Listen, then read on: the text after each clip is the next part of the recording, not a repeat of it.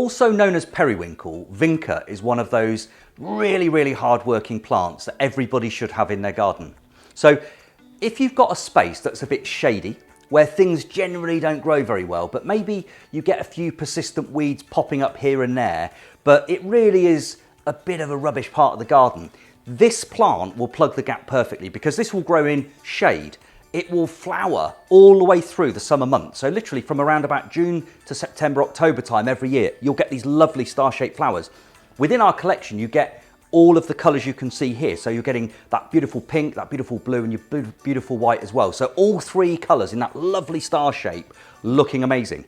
They're also evergreen, so they create that carpet of lush foliage all the way through the year.